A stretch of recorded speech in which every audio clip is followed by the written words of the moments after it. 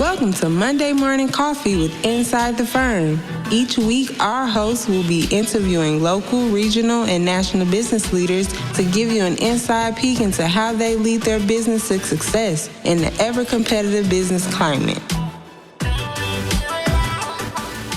Welcome to Monday Morning Coffee with Inside the Firm. Today, I have a very special guest. Her name is Hayley Selden, and she is the head of business development at Digital Media Innovations.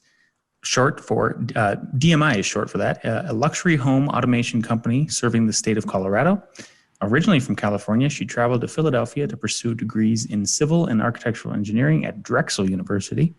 After graduating in 2017 and working as a structural engineer for 2 years in Denver, she missed interacting directly with clients and partners. That's when she decided to make the leap into business development. Hayley now uses her technical background and natural people skills to bridge the gaps between integrators, builders/architects, and clients when it comes to the emerging field of home automation technology. Hayley, welcome to the show. Thank you for having me. Yeah, it's wonderful to have you. You reached out to me on LinkedIn, and we talked a couple weeks ago, and then that's what brought you here. A little background about how I got involved with DMI is maybe about 10 years ago when we first started the firm. We were doing drafting for the original owner, and then we've just kind of stayed in touch with everybody over there in various ways and connections. And I believe you guys put on like a webinar or seminar, right? Yep. Yeah, CEU credits for architects. Yeah, awesome. Well, before we get into some of the topics that I had you on, that I'm having you on here today, why don't you tell us a little bit more about Hayley? Before traveling to Philadelphia, did you grow up with parents who were business or sales leaders? Where did that come from? Yeah, I like to think I'm a good mix of both of my parents in that sense. My dad is an electrical engineer, kind of turned computer engineer over the years. And then my mom was an English theater major. So I actually get a lot of my extroverted side from my mom. And I definitely tend to talk more like she does as well. But I got that technical side from my dad for sure. And even from a young age, I was always such a problem solver. And it's even something that my friends would make fun of me for. If a paper towel machine wasn't working in the bathroom, I wouldn't leave until I had fixed it. And I still have that in a lot of ways. And so that's kind of what naturally brought me into engineering to start. But I've always had a love for houses more than anything else. Again, even from just playing with Legos and building blocks as a kid, as many of us in the construction industry do. I always knew I wanted to go into that field. And from a pretty young age, I knew I wanted to be an engineer, or at least so I thought, until about a year ago when I realized, like it was in the bio, I really missed being able to interact with people. And the parts of my job that I liked the most was meeting with clients, discussing ideas, holding positions on boards and things like that. And so when I started to become more acquainted with what business development was, it just seemed like a really natural shift. And then I was fortunate enough that I was able to stay still within the home building industry. So I still get to have all of those interactions with clients and discuss all of their ideas without necessarily leaving what I love most. So when you were your previous jobs, then it sounds like it was mostly residential versus the commercial kind of buildings? Yes, I was drawing structural plans for residential projects, primarily production homes, which are really big here in Denver, and then obviously custom ones whenever they came along, which is what everybody considers the fun stuff, if you will. Mm-hmm. But yeah, that's what I spent my time doing, and I still really love it. It wasn't that I was bad at it. It's just I didn't love it as much as I had before, and I was just ready for something different. So it actually ended up being a relatively natural transition. How did you did you hire a recruiter to find you a position like this, or were you just looking for literally the complete opposite and go in that direction? Because I do that from time to time, where I just go, all right, I'm done with this. I'm going to do this now and pursue it at 100 miles an hour. Absolutely. I actually had a couple discussions with some other engineering firms, and that's when I realized I didn't want to do the same thing for somebody else. I really did want something different. And I had a few friends in business development, which were really the ones that introduced me to what exactly it was, because I feel like it's not necessarily one of those things you get a degree in necessarily. And so then it was through those avenues that I just told them, hey, I would love to do something similar. If you hear of anything, please keep me in mind. And sure enough, one of my friends came through and said, hey, I met this guy who's looking to fill a position, and I think it'd be a really great fit for you. mostly because, again, I have that technical mindset behind everything that I do. So even though I hadn't necessarily been involved in this level of sort of technical applications, I'm still able to pick it up relatively quickly and then again reiterate it in more simpler terms when it comes to communication. Yeah. So you mentioned your mother and her doing drama and being an extrovert, being a very expressive, creative person. Yes. Do you think that's where your natural people skills came from, or was that, and if it was, then how did you develop them further from there? Because a lot of people have, that's like one of the top 5 fears of, I was dying and flying and then public speaking or engaging. Right. Yeah, I definitely got it from her. And then funny enough, that's how I got into building to begin with. I designed and built all the theater sets in high school. And so that's where I really got my first experiences, hands-on designing and then building the things that I had been designing. But yeah, I definitely got them from her. And then funny enough, in college, I was actually the vice president of my sorority. And I never thought that of all my college experiences, the sorority would be the one most applicable to what I ended up doing. But the more that I get into my professional life, I realized that those sort of softer skills, if you will, those people skills are actually way more valuable than they're made out to be. Like, yes, I have 2 engineering degrees, but right now I'm not necessarily using either. And I'm pulling on those social experiences that I had when it comes to communicating and leading groups and things like that I actually learned in more social settings than anywhere else. Yeah, I think it's hard for people to just put a number to it or like to place it on a resume and for it to be meaningful until you maybe come into the interview. Do you think that's where those kind of things come out, is like you sit somebody down? I mean, I can tell you as an employer or somebody who meets a lot of people like you as a salesperson, you get a real quick feeling about if this person is a personable person, if they're going to be a good fit for your company culture, or you want to work with them long term. Is that where it came out for you when you were interviewing? Was it during the interview, that sort of thing? Like, how do you exhibit that? Yeah, it's definitely during the interview. And some of it is, again, you get that initial feeling during the interview, but then you have to have a chance to obviously prove it as well. And it's hard to have, like you said, proof of that. You can't just put it on a resume like, I can talk to people, I promise, It is something that you do actually have to demonstrate. And I guess for me, it came out most when I was an engineer because, stereotypically engineers are not the best people, communicators, like people, Yeah. And so it became apparent to me that I had those initial skills kind of in comparison to some of the other things I was seeing. And again, you can have somebody who is a great leader of a company and, really organized, really great at what they do. But if they can't, effectively communicate with other people, or they don't have that natural connection, it's really hard to grow whatever it is that they're doing. And so, especially now being at such a technical company, our owner is also an engineer, and then our staff is mostly installers. And so, yes, they can obviously communicate their ideas themselves, but it really helps to just have some additional backup for, even if it's some of that small talk, how's your wife doing, those types of things. It is super helpful when it comes to building those relationships with clients. Yeah. Elaborate for us a little bit about what you would consider, like, if you could just maybe rattle them off and then elaborate on them about what are the soft skills of business development? What do you consider the soft skills? Well, definitely one of the top ones is communication, for sure.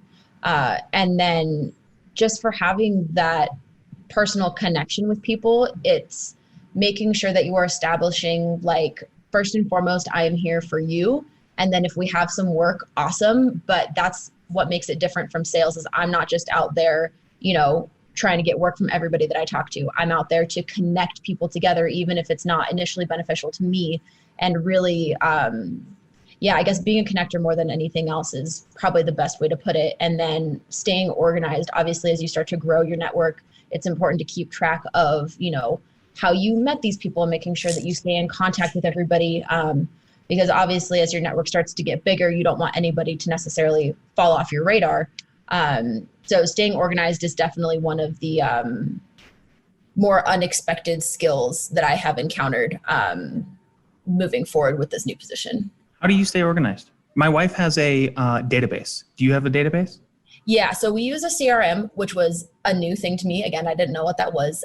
It's a client relationship management, I believe is what it stands for. You got it. Yep, there we go. See, I learned a bunch of things. You can teach an old engineer new things. You're not old. There we go. Yeah. There we go. So yeah, between that and then even beforehand, when I was an engineer, I just kept a spreadsheet. Pretty much, name, company, contact, and then a quick note section of, how and when I met them or whatever our most recent interaction was. Because again, it's, even if you do genuinely care about everybody you meet, once you meet, that many people, it is tough to try to remember details about everybody. So keeping a database like that is very important. And then CRM also, for those of you who don't know, it'll send out, newsletters, any updates and things like that, kind of as a mass emailer as well.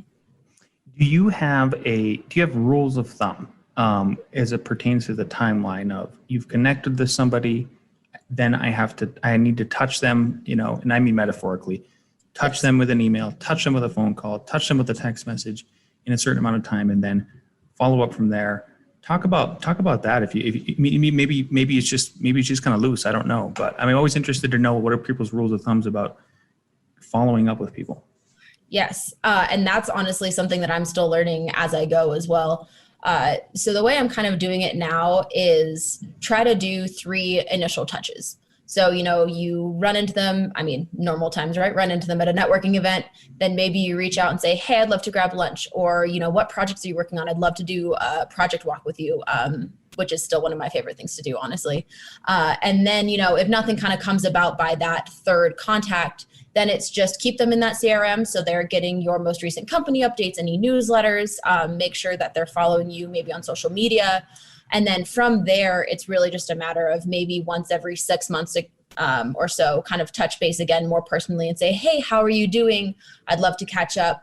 And then from there, if something comes, cool. But if not, that's part of what this is, right? Sometimes it's a really long game, kind of like in our situation. You helped this company out ages ago, but just kind of stayed in the loop. So just making sure that at the very least, they're getting your company's updates and seeing what you guys are up to, because, it is a two-way street. If they see something that's like, hey, that's super cool, I didn't know you did that, they might be reaching out to you. So I would say 3 touches and then every few months or so. Yeah. I'm so glad you brought up the point about it's a long game. Alex and I have said that so many times on the podcast that this is a business, service-based business specifically. Well, even product-based, maybe you could say that too, because maybe product-based companies do the same thing where they're saying, look, it could be 3 years down the road before they finally buy the Tesla or whatever kind of thing they're going to buy. I think it's important that people keep that perspective that it's not. We live in an age of instant gratification, and so being able to navigate that long-term thing, I think, is going to lead to long-term success. So thanks for sharing all that with us. Why don't you give us let's move into kind of more off of business development and get us some practical applications. If you could give us some examples of automation, how you guys are working at DMI to make people's lives easier and with what you do. Absolutely. So one of the biggest things that makes us different as just a home automation firm is oftentimes we get that reputation of just being the AV guys. And that although we do those things, obviously, AV being audio video, that's not exclusively what we do. And a lot of times when people think of that, they just think of somebody who comes in, puts up a giant TV in their house, maybe a home theater, and some like super fancy speakers. And that's great if that's what you're looking for. But when it comes down to it, our biggest mission is exactly like you said, just make your life easier. And somebody had a great analogy for it of, if you don't have a system that makes your life easier, all you have is a smart remote for your house, which is cool, but it's not necessarily improving your life in any way. So one of the biggest things we focus on is obviously just getting to know our clients and getting to know exactly what they need. We're not going to propose something for you that we don't think is practical for the application that you're looking for.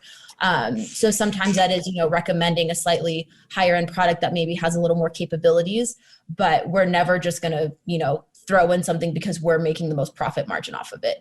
And some of that being the long-term game too, a lot of our clients are lifetime clients, they get a new vacation home or they want to do updates to their system. They can always come back to us because we've really built that trust with them. So a lot of those things end up being very practical from the security and life and water safety side.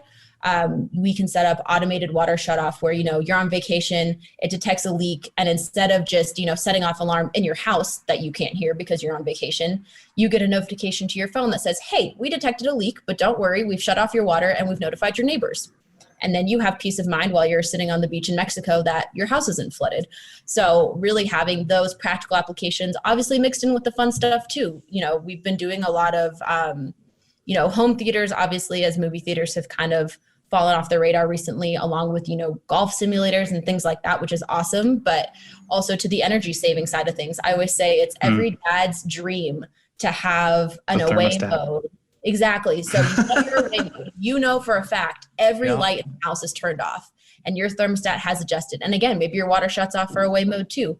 But really implementing those practical things. And then geo-fencing is one of my other favorites, where you pull up in your driveway and your house recognizes, hey, you've just arrived at home, and it automatically starts making those adjustments for you. Your garage door opens, your exterior lights turn on, your thermostat adjusts, and maybe your favorite song comes on, or whatever the case may be. So those little things that you don't necessarily think of that really improve your way of life is really what we try to show people as well. And it's more of an experience as opposed to products. What about your security? What about security? How do you help people with you talked a lot of what you just said is peace of mind. And I really like that, especially when you go on vacation. I'm of the same mindset. Like I need to know that my mom was the same way. Every time I'd go on vacation, she's like, I think I forgot the burner. Exactly. What about security? Do you guys dabble in any of that? Yes, we do security, and that's something that not all automation firms include either, but to us, it just makes perfect sense to do it that way. So one, from an alert standpoint too, when you have all of the systems in your home integrated, when your security system goes off, say, somebody approaches your front door at 2 a.m, not only does, your security system alert you, but all of your exterior lights come on. Maybe you have sounds or sirens that go off as deterrents.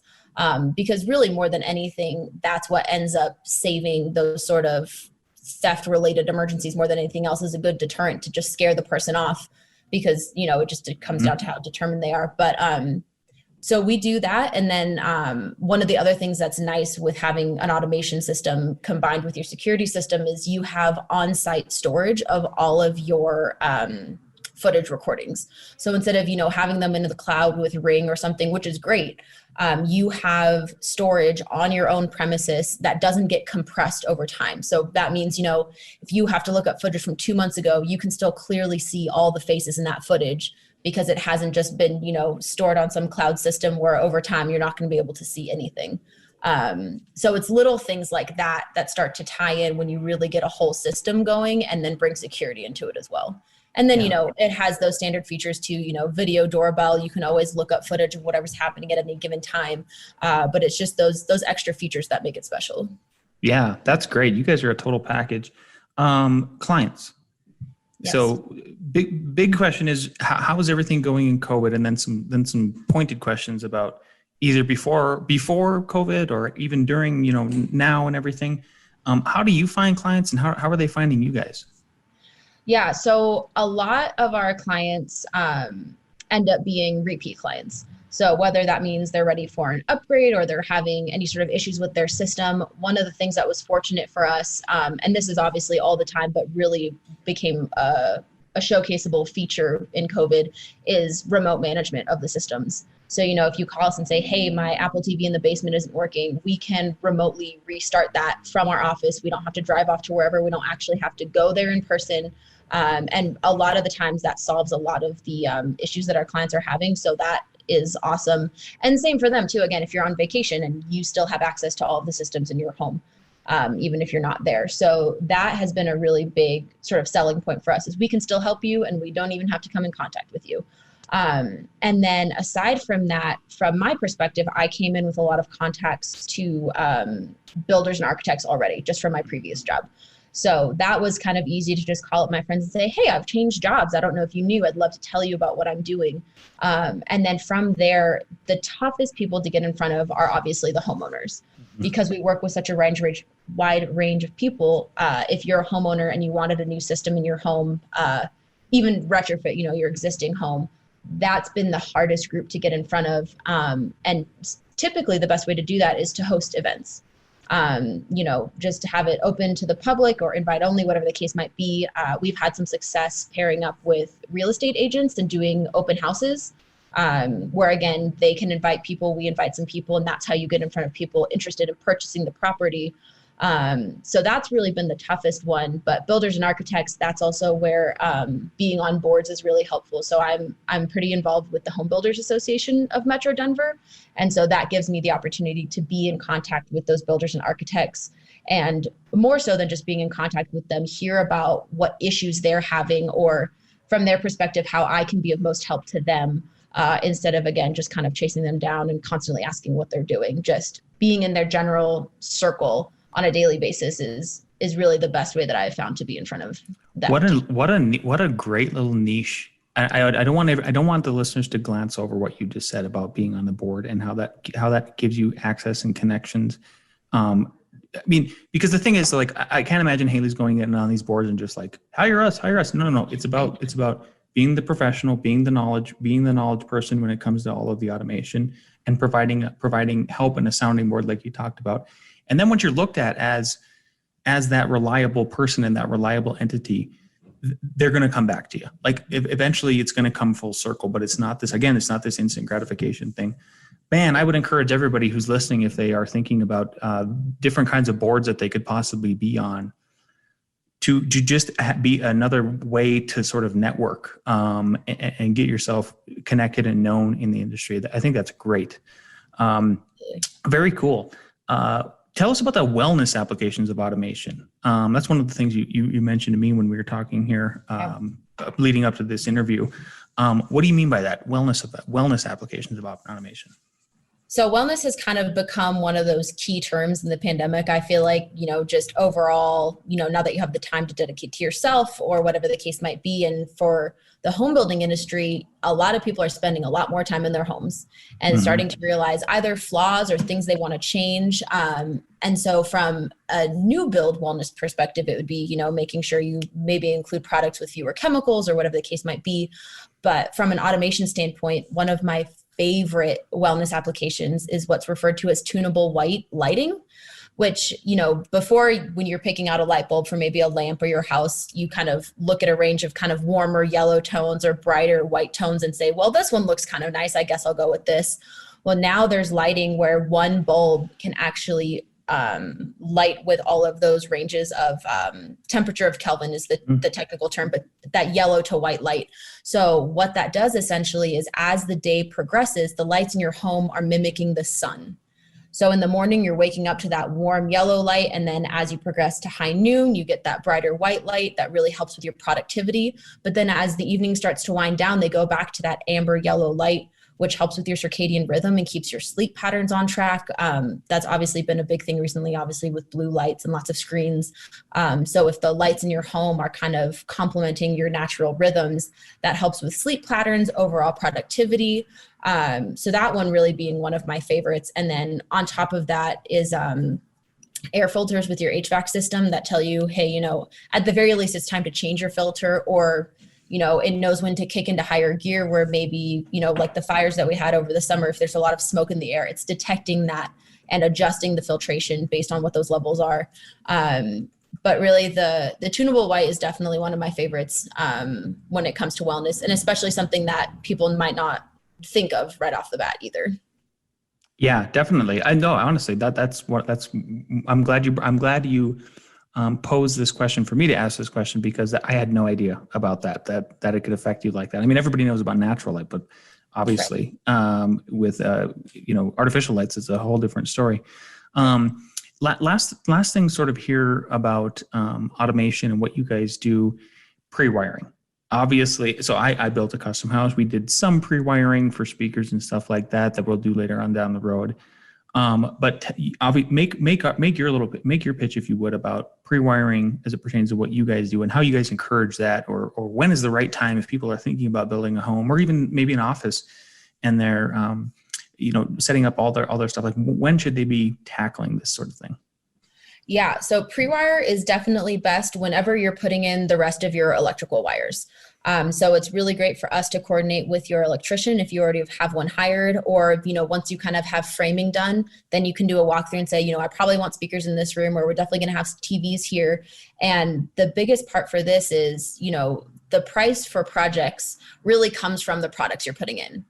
The wires are just the cheap upfront cost. And so even if you haven't necessarily made up your mind for exactly what you want, if you just run the wires the extra 10 feet so you have the option, it's going to give you a lot more flexibility down the line when it comes to customizing your project. So same thing going even for homes that are new build and you don't have a buyer in mind yet. If you've just set up that initial infrastructure, it gives your potential client a lot of potential when it comes to the final system that they want to install. So, these projects can easily get up to maybe 6 figures for a new build, but if you throw in $3,000 to $5,000 of pre-wire, you've set them up for pretty much anything they could want to do for really minimal cost, especially when it comes to new build projects. Beautiful, beautiful. One question I like to ask every guest, and this is sort of the final question before I say, hey, where can people find you, follow you, if they are interested in DMI and what you guys do? Knowing what you know now, if you could go back in time when you first started at any level of profession, whether it was you doing structural engineering or at DMI, what kind of advice would you give yourself? Definitely trust your skills.